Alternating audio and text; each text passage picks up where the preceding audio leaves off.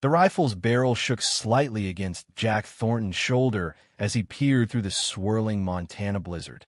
Down in the valley, blanketed by relentless snow, a woman lay crumpled beside her fallen horse, blood staining the white ground around her. She looked just like his late wife, Sarah, not exactly, with sharper features and lighter hair escaping her hood, but those eyes. Damn those eyes. They were Sarah's, piercing through the storm like a judgment from beyond the grave. Jack had been hunting the Reynolds gang for days across these unforgiving Rockies, their tracks fading in the freeze. Now, watching this stranger fight to rise on a mangled ankle, something thawed in his chest, something iced over since Sarah's death 2 years back. The smart play was to ride on, let the storm swallow her like it did everything good in this harsh land.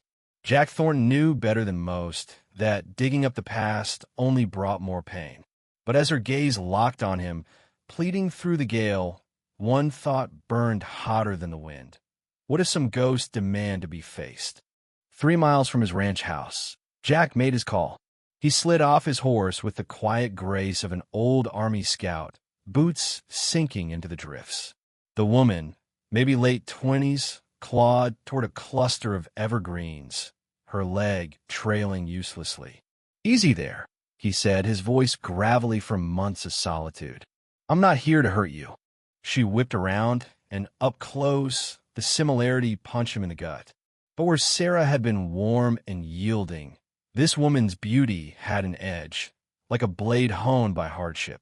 "Back off," she snapped, digging in her coat for a small pistol, her hands steady despite the cold. Jack held up his hands.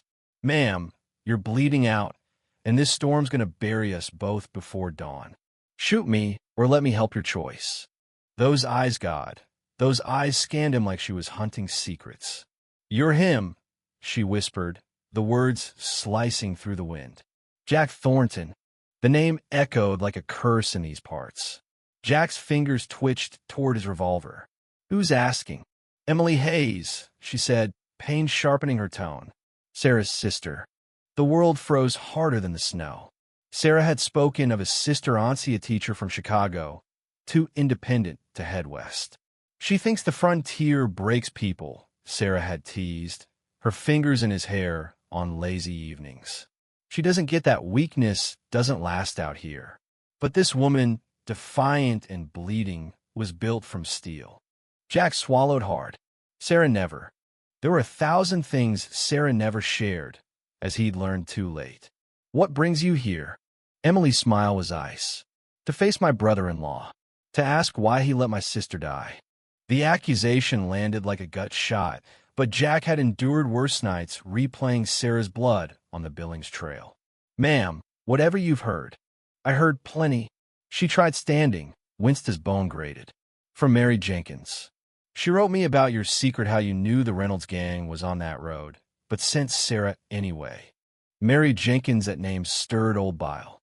A woman who'd chased Jack before he picked Sarah, turning venomous when spurned. But why lie now? Heavy flakes thickened the air. They had minutes before a whiteout. "Lady, I don't care what Mary spun, but freeze here or come with me. Your call." He reached out. She aimed the pistol at his heart. "Don't touch me." The gun wavered, then dropped as she slumped, face ashen. Without a word, Jack lifted her lighter than Sarah, all wiry strength where his wife had curves. She felt like survival incarnate. "I hate you," she murmured against his collar as he hoisted her onto his horse. "Good," Jack replied, breath fogging. "Hate keeps you alive." But settling her against him for the ride, he caught a flicker in her voice, not just rage, but recognition. The same raw longing he saw in his mirror daily. And Jack Thornton knew, like a man sensing his end, that Emily Hayes would shatter his fragile peace. The question was, would he fight it? The ranch house slammed into Emily like a memory made real. Sarah's letters had painted it. The stone hearth, the woven rug, the oak table Jack crafted himself. But letters missed the ghost Sarah's knitting basket by the fire, her green shawl on the hook, even the faint scent of her vanilla soap lingering. Jack carried her in, setting her in the armchair Sarah's chair, she realized with a pang. Firelight danced on his face, revealing a man far from the villain she'd imagined. Tall, broad from ranch work, with a gentle touch as he checked her ankle. A scar jagged from his brow to his chin, old and deep. His eyes were storm gray, heavy with unseen burdens. Not broken, he muttered. Sprained badly, but it'll mend. He fetched water, tore bandages from his shirt, avoiding her gaze. Because I look like her, she thought. Because seeing me is like losing her again. Why'd you let her go alone? Emily demanded as he wrapped her foot. His hands paused. Didn't let her. Sarah wasn't one to be controlled. Mary said you knew about the Reynolds gang. Said you had a choice. Jack's jaw tightened. Mary Jenkins has her grudges. So she's lying? He stood, staring into flames. It's complicated. Complicated? Anger flared. My sister's dead. And that's your word? Your sister had cancer. The revelation hit like thunder. Emily's world tilted. Lung cancer, gnawing at her for months. She headed to Billings for a doc, not errands like I told folks. Liar. She'd have told me. Made me swear silence. Wanted dignity to face it solo. His voice cracked. Even made me bunk in the barn. Near the end hated me seeing her frail. Emily's mind raced Sarah's last letters, shorter, handwriting shaky. She'd blamed wedded busyness. You're wrong, she insisted, but his pain-ravaged eyes said otherwise. I begged her not to ride that day. Heard Reynolds' rumors on the trail. Offered to goad-manded it. But she said the doc was only there that day. Cancer doesn't wait. He grabbed a box from the mantel. Bottles of painkillers, relics of her fight. She said, don't let them know about, he choked. Then she was gone. Don't let them know about the cancer, Emily whispered. Even dying, Sarah guarded her strength. Oh God, what have I done? But Jack had a photo on the mantel, Sarah, in her wedding gown, radiant. You look like her, he said softly. Same eyes, same fire when mad. But tougher, like you've battled more. His tone shifted, making her skin prickle. He saw her not as kin, but as a woman-torn dress, loose hair, alive in ways Sarah's memory wasn't. Mr. Thornton Jack, the name felt charged. I'm sorry, she said. I needed blame. Grief demands it. I get it. The air thickened, electric. His chest heaved like he fought a tide. This is wrong, she breathed. Yeah. He stepped closer anyway. 3 days the blizzard raged, turning the house into a pressure cooker of temptation. It lurked in Jack's broad back as he chopped wood, in the space he kept between them like a live wire, in stolen glances that sparked before he'd look away. You don't need the floor, she'd said night one, eyeing his blankets by the fire. Yes, I do, he growled. Night two, frost etched the windows inside. You'll freeze, Emily stated, lifting the quilt on Sarah's bed. Just warmth, she lied. Survival. But sliding in, pillow barrier between, they knew better. His heat radiated. Every brush ignited sparks. His scent pleather, pine, man dizzied her. Tell me about her, Emily whispered in the dark. Happy Sarah. He tensed. Why? To remember her whole. You had that. After silence, his voice softened like rediscovered faith. She hummed folk tunes while cooking, voice like honey, temper like a Mustang when crossed. Pause. Tried teaching me cards, once cheated shamelessly. Emily smiled. She wrote that. Said you played like a kid learning checkers. Did she? Laughter warmed his tone. First she'd heard. They talked till dawn off Sarah, their shared love and different pains. Barriers crumbled, fingers grazing over coffee, eyes lingering, dances in the tight space charged with want. Day 3, fixing a loose shutter, it snapped. Emily held the board. Jack leaned close, breath hot on her neck. She turned faces inches apart, gold flecks in his graze. Emily, he murmured prayer and sin. I know, she said, knowing the edge they teetered on betraying Sarah's ghost. When his hand cupped her cheek, thumb on her lip, she leaned in. The kiss exploded fire, desperation, years of loss unleashed. Jack kissed like salvation. Emily matched with shocking hunger. Hands roamed, his in her hair, hers on his chest, scars under fingers. He lifted her to the workbench, settling between her legs. Stars burst. God, Emily, he groaned, lips on her neck, unbuttoning her dress. Fabric parted, his mouth on her skin through cotton, pleasure ripping through. Her hand stripped his shirt, craving contact. I should stop, he rasped, sliding straps down. Don't, she begged, arching. But her eyes hit Sarah's keepsake box on the sill, the carved heart staring accusingly. No, she shoved him. We can't. The moment shattered. Jack reeled, seeing the box. What are we doing? Emily clutched her dress, shame flooding. I don't know. Sun pierced the easing storm. Weather's lifting, Jack said flatly. I should go. Where? You arrived with nothing. I don't know. But his eyes held more than lust, love, terrifyingly real. Was honoring life over death, he said. Sarah wouldn't. Don't presume her wants. You didn't know her illness. His face hardened. You're right. I didn't know here or you. But packing, they both knew the lie.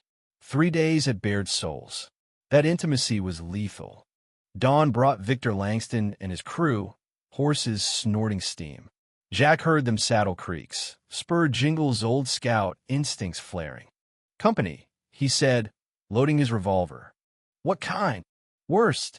Through frost, Victor's bulk emerged soft-bellied but iron-hearted, eyes cold as prophet. Mrs. Hayes. Victor boomed, fake politeness dripping. Come out. Folks worry for your virtue. Emily paled. In these parts, a woman's name was gold. Smears killed faster than bullets. Bastard, Jack muttered. Gossip flew here like prairie wind. What does he want? My land, the river access. This is his pretext. Victor checked his watch. Ma'am, 3 days alone with a man like Thornton? Improper. Emily stepped out, chin high. And if it is? Victor blinked expected meekness, got steel. For a lady like you. My station? Stranded woman taking shelter, or one needing no man's say. Behind Victor's foreman, Buck Harlan, shifted. Watch it, Missy. He owns half this valley. Owns? Emily echoed. Not quite. Pity. Jack stifled a grin. Sarah had spark. Emily was wildfire.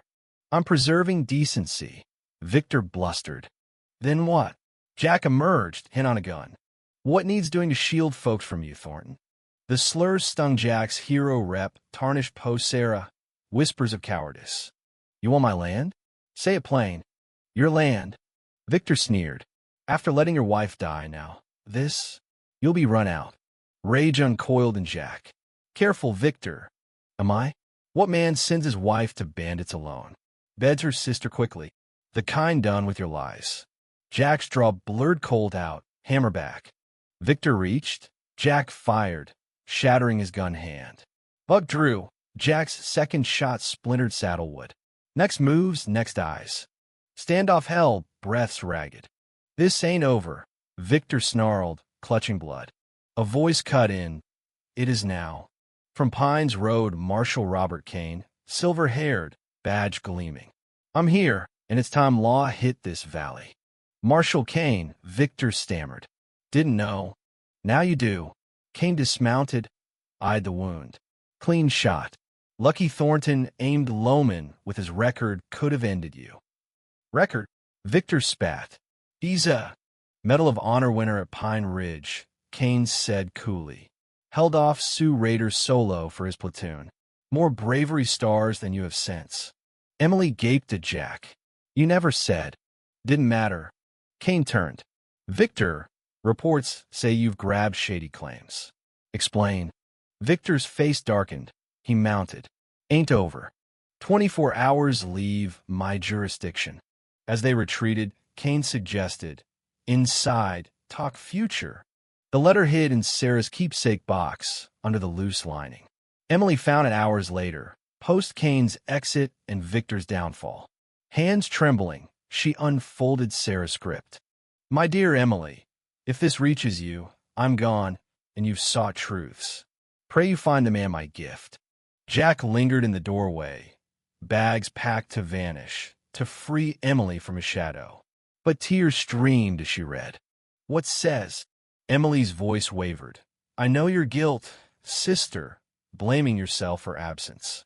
But I chose solitude too proud for weakness. Choose sending you away to spare your life for mine." She paused, eyes wet. "And Jack blames himself for not dying beside me. Truth, I beg him to stay." New Billings meant the end. Wanted the last sight of him strong, not broken. Jack slumped. She knew. Emily continued. "Jack's crime? Loving me too deeply.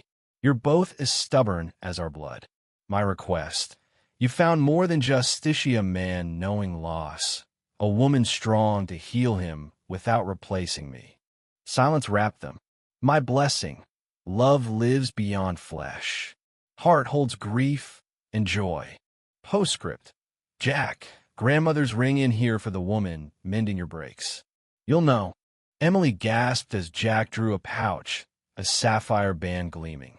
"Emily," he rasped, "I'm no prize-scarred, haunted, but if you'll—" "Yes," she whispered. "Yes, you idiot." Slipping it on, their kiss sealed it. The house lightened, ghosts lifting like mist. Benediction set Lita fresh start from ashes.